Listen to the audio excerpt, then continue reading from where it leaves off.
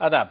बांग्लादेश में एक बार फिर खुश आमदीद। आज भी वो एहतजाज होते रहे, हड़ताल होती रही, लोड शेडिंग पे कोई किसी को एतराज़ है, पंजाब में किसी को एतराज़ है कि हमें लैपटॉप नहीं मिले।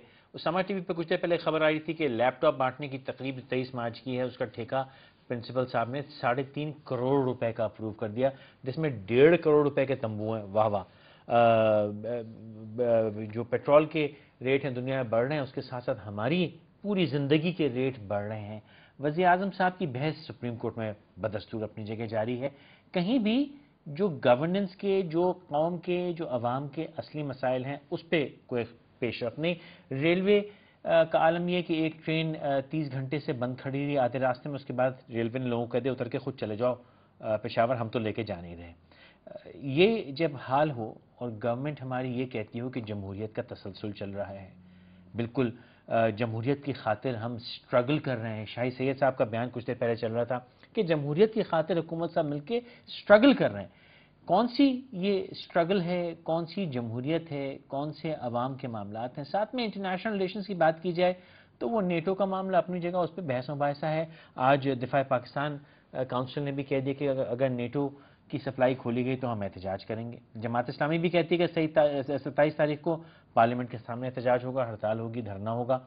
इन तमाम धरनों का ये काम चलता रहा, ये हड़तालें चलती रहीं, ये एहतजाज चलते रहे, लेकिन साहब करने वाले ने जो करना था सो किया और अभी भी किए चले जा रहे हैं। पेशावर की खबर चल रही थी कि पीपल्स पार्टी के अरकान ने वज़ीर आज़म की दाद दी, हिम्मत अफजाई की कि जिस तरह वो आईन की खातिर कोर्ट से टक्कर ले रहे हैं, उसमें वो उनके साथ हैं। ये बड़ी खुशी की बात है, अल्हम्दुलिल्लाह। इन तमाम बातों में बात करेंगे। मेरे साथ लाहौर में मेरे मेहमान मौजूद हैं, जमात इस्लामी से फरीद पराचा साहब, पाकिस्तान पीपल्स पार्टी से जुल्फ़िकार अली गोंदल साहब और पाकिस्तान तहरीक इंसाफ से एडमिरल जावेद इकबाल साहब। आप तीनों को बहुत शुक्रिया, आपने वक्त निकाला। पराचा साहब, मैं आपसे इब्तिदा करना चाहूँगा कि ये जो एहतजाज, हड़ताल, धरने हम करते हैं, अगर आपको याद हो एक अरसे से ड्रोन अटैक के खिलाफ हम धरने करते रहे, कभी भूख के खिलाफ करते रहे, कभी गुर्बत के खिलाफ की, कभी महंगाई के खिलाफ की, लेकिन फ़र्क कोई भी नहीं पड़ा। तो अब इन एहतजाजों से कहीं हम शायद अपना वक्त ज़ाया नहीं कर रहे, खामोशी से हम एक्सेप्ट ही किए लेते हैं, जो हो रहा सो होने दो। क्या फ़र्क पड़ता है अब? जी बिस्मिल्लाह रहमान रहीम। ये तो कम अज़ कम एक दर्जा है कि हम एहतजाज करें, और जमहूरियत के अंदर एहतजाज एक आईनी हक भी है, और उसके अलावा यह कि हुकूमतें एहतजाज को तस्लीम करती हैं। लेकिन यहाँ बेहिसी की इंतहा है कि लोग चीखते रहे, सड़कों पे निकलते रहे, एहतजाज करते रहे।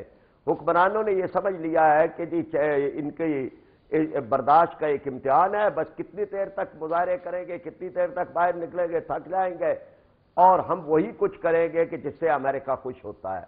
तो अब भी यह है कि इस काम को तो हम नहीं छोड़ेंगे, इसलिए कि अगर यह भी काम बंद हो गया कि आपने एहतजाज करना ही छोड़ दिया और अवाम का के पास जो एक रास्ता है कि वो सड़कों पे निकले, वो अपने हक के एहतजाज इस्तेमाल करें, वो अपने जज्बात का इजहार करें, वो मुल्क के बचाने के लिए अपना किरदार अदा करें, उन्हें कम अज कम ये तो तसल्ली हो कि कुछ हिस्सा हमने भी डाल दिया है इसमें, तो उसको तो इंशाअल्लाह ताला यानी भरपूर तरीके से जारी रहना चाहिए और ये होगा। लेकिन फर्क पड़ता है, पड़ना भी चाहिए। यानी ये कि हम तो ये पार्लियामेंट से कहते हैं, और पार्लियामेंट बड़ा इदारा है, समझा जाता है कि जी पार्लियामेंट का एक बड़ा किरदार है और होना चाहिए। लेकिन यहां तो पार्लियामेंटें जो हैं वो जितनी बेवकत हो गई हैं और उनके फैसले कि मुत्तफिका करारदादें होती हैं और वो एक डेकोरेशन पीस की भी हैसियत उनकी नहीं मिलती, पर एक काह के बराबर भी एक उनकी हैसियत नहीं होती, उनको कुछ नहीं समझा जाता, अमल नहीं किया जाता। और अब एक मरहला आ गया है कि पार्लियामेंट से हम पार्लियामेंट की बालादस्ती कायम करेंगे।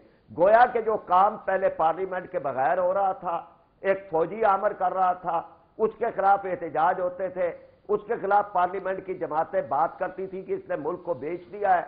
अब इस बेच देने के अमल के अंदर हम पार्लियामेंट को शामिल करना चाहते हैं। और आप जरा वो उन चीजों को देखें कि जो पार्लिमानी कमेटी ने सिफारिशात की हैं और उसको कहा जा रहा है कि ये बड़ी खुशाइंद है। उन सिफारिशात के अंदर यह है कि ड्रोन हमले जो है वो बंद किए जाएं, और उसके फौरी बाद अगली शिक यह है कि हमारी एयर स्पेस अमेरिका अगर इस्तेमाल करेगा तो वो हमारी इजाजत के साथ करेगा। गोया के ड्रोन हमलों को ہم پارلیمنٹ کی توثیق دینا چاہتے ہیں اور پارلیمنٹ کی مہر تصدیق دینا چاہتے ہیں، اور اس لحاظ سے یہ دنیا کی پہلی پارلیمنٹ ہوگی جو اپنے ہی ملک پر حملہ کرنے کے لیے عالمی استعمار کو خود دعوت بھی دے گی اور اجازت بھی دے گی۔ تو اجازت کیا ہے؟ یعنی کیا پاکستان پر حملہ کرنے کے لیے اجازت جو ہے وہ حکومتیں دیتی ہیں یا پارلیمنٹ اجازت دیتی ہے؟ کس لیے وہ ہماری ایئر سپیس استعمال کرے کہ سلالہ کیمپ جیسے واقعات آ جائے اور ہمارا جو ہے وہ ایبٹ آباد جیسے سانحات آ جائے؟ تو یہ وہ چیزیں ہیں کہ جس پہ اب اس وقت بڑی واضح سی بات ہے کہ نیٹو سپلائی اگر اس وقت بحال ہوتی ہے تو اس کا مطلب یہ ہے کہ امریکہ جو جنگ افغانستان میں ہار رہا تھا اور ہار چکا ہے اور ڈائلاگ کر رہا ہے، قطر میں دفاتر کھلوا رہا ہے، تو اس کو تقویت پہنچانے کا، اس کو ٹینک پہنچانے کا، اس کو جو ہے وہ تمام تر ساز و سامان حرب و ضرب پہنچانے کا ذریعہ ہماری حکومت بنے گی اور اس کے ساتھ ہماری پارلیمنٹ بنے گی۔ تو یہ ایک لحاظ جاوید صاحب اپنے خلاف پاکستان کی سالمیت کے خلاف ایک اقدام ہو۔ جاوید صاحب، پراج صاحب نے فرمایا کہ حکومت وہی کر رہی ہے جو امریکہ چاہتا ہے۔ کیا واقعی امریکہ یہ سب چاہتا ہے کہ اس ملک کے اندر بھوک، مفلسی، پریشانی ہو، یا یہ حکومت اپنی ہی مرضی سے سب کچھ کر رہی ہے؟ دیکھیں، یہ امریکہ یہ تو نہیں چاہتا کہ وہ لیبل ان پہ لگے، چاہتا تو امریکہ یہی ہے۔ دیکھیں، یہ نیو ورلڈ آرڈر بش کا کیا تھا؟ بش سینئر کا جو نیو ورلڈ آرڈر تھا وہ یہ ہے کہ اس خطے کی تعمیر نو، اور دیکھیے جب آپ نے کوئی پرانا گھر گرا کے اس پہ 16 منزلہ اگر ٹاور بنانا ہوتا ہے تو پہلے اس کو گرانا پڑتا ہے، پھر نیا نقشہ بنتا ہے اور نئے اس پہ ٹاور کی تعمیر ہوتی ہے۔ تو یہ نیو ورلڈ آرڈر یہ ہے کہ بھئی پچھلا ورلڈ آرڈر جو پہلے ہم نے جاپان کو گرایا، پھر اس کو بنایا، کوریا کو گرایا، اس کو بنایا، جرمنی کو گرایا، اس کو بنایا، لبنان کو گرایا، عراق کو گرایا، تو اب ہمارے جو انٹرسٹ ہیں، جو سینٹرل ایشیا کی دولت ہے، اس کو سمیٹنے کے لیے اس خطے کی تعمیر نو کرنی ہے، اور جس کے لیے انہوں نے جیسے چنا تھا گوربیچوف کو روس توڑنے کے لیے، ادھر پرویز مشرف کو چنا گیا تھا، اور اب یہ حکومت جو ہے یہ ان کی کنٹینیوٹی ہے۔ بلکہ میں تو یہ کہوں گا جو ہر چے پدر نہ تواند پسر تمام کند، کہ جو پرویز مشرف بیڑا غرق نہ کر سکا، موجودہ حکومت نے وہ سرخاب کا پر اپنی پگڑی میں لگا لیا ہے، کیونکہ جو اہداف اس حکومت نے امریکہ کے پورے کیے ہیں وہ تو پرویز مشرف بھی پورے نہ کر سکا۔ ڈرون حملوں کا نمبر لے لیجئے، آپ ایبٹ آباد کا واقعہ لے لیجئے، آپ جی ایچ کیو کا لے لیجئے، مہران بیس کا لے لیجئے، رات کو ایئر فورس کی فیلیئر لے لیجئے، سلالہ کا واقعہ لے لیجئے، اور جو شہادتیں 35,000 سے زیادہ ہوئیں وہ لے لیجئے، جو ہمارے فوجی جو پاکستانی جھنڈے میں لپیٹ کے جن کو اتارا جاتا ہے ان کو لے لیجئے۔ تو ان کو تو یہ تو وہ لوگ ہیں کہ قومی فروختن وچے ارزاں فروختن، اس قسم کی ڈھیٹ اور بے شرم اور بے حیا جمہوریت میں نے نہیں دیکھی۔ اوکے، گوندل صاحب کیا کہیں گے؟ برسخت الزامات ہیں آپ کی طرف۔ دیکھیں جی، اگر آپ اس تھوڑا آج سے 15-16 سال پیچھے جائیں یا بلکہ 2003 میں جائیں تو ہم اکثر ٹرائیبیوٹ پیش کرتے ہیں ٹرکش گورنمنٹ کو کہ انہوں نے عراق کے لیے جو ٹرکش ایئر سپیس دیا اس کے لیے انہوں نے بہت اچھی قیمت وصول کی۔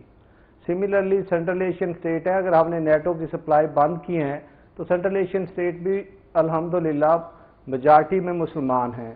اس کے علاوہ بہت سارے ایئر بیسز قطر، یو اے ای اور سعودی عربیہ سے جہاں سے امریکنز جو ہے وہ آپریٹ کرتے رہے ہیں، عراق وار میں بھی اور ابھی افغانستان وار میں بھی آپریٹ کر رہے ہیں، وہ سارے الحمدللہ مسلمان ہیں۔ تو اگر ہم یہ سینٹرل ایشین سٹیٹ جس طرح جنرل صاحب نے فرمایا کہ ان کی دولت لوٹنے کے لیے وہ ہمیں استعمال کر رہے ہیں، تو سینٹرل ایشین سٹیٹ سے ہی ابھی جتنی نیٹو کی سپلائیز ہیں وہ ہو رہی ہیں۔ تو اگر اس صورت میں مسئلہ صرف یہ ہے کہ جہاں تک باقی ہم مسلم ممالک کو خراج تحسین پیش کرتے ہیں کہ انہوں نے امریکہ سے بات کی، تو الٹیمیٹلی یہ ہے کہ ان سب کو امریکہ سے موجودہ پوزیشن میں کوآپریٹ کرنا پڑا ہے۔ اور میرا یہ خیال ہے کہ اس دور میں ہم نے پہلے یا تو ہماری اتنی اسٹرینتھ ہو، اکثر ہم کہتے ہیں کہ جی امریکہ کے آنکھوں میں آنکھیں ڈال کے ہم بات نہیں کرتے، تو میرا یہ